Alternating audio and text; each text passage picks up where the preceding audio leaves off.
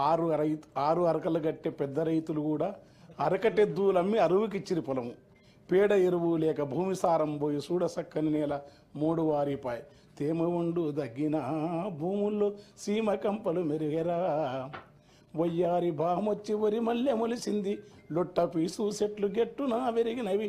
తరి పొలము దగ్గింది, బెరికలము మిగిలింది, సెలకంత మురమయ్యి గొలుకు గొలుకయ్యింది.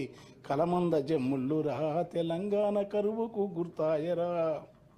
గుక్కిచ్చి గుక్కిచ్చి బోరు దుంకుతుంటే ఒక్కటన్నా మడి సిక్కగా దడవదు.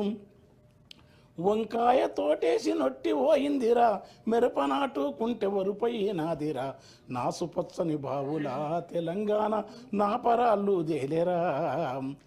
కంటే కానుపు కొరకు సస్తె బొంద కొరకు ఉలస భోజన జనము వచ్చిపోతుంటారు. సావు పుట్టుకల మధ్య తప్పని పెళ్లికి ఇండ్ల సున్నాలేసి ఎగురంగ చేసేరు. పెళ్లి వెళ్ళిన నెలకురా ఇండ్లన్నీ పెంట కుప్పాలైతవి. దగ్గు దమ్ము టీబీ కక్కుడా బేదులతో 30 ఏండ్లక ఈడ ముసలితనముస్తాది. నెలకు 3కు పైగా పీనుగలు లేవంగా పల్లె చుట్టూ పాడే కట్టెలు బూడిదాయే.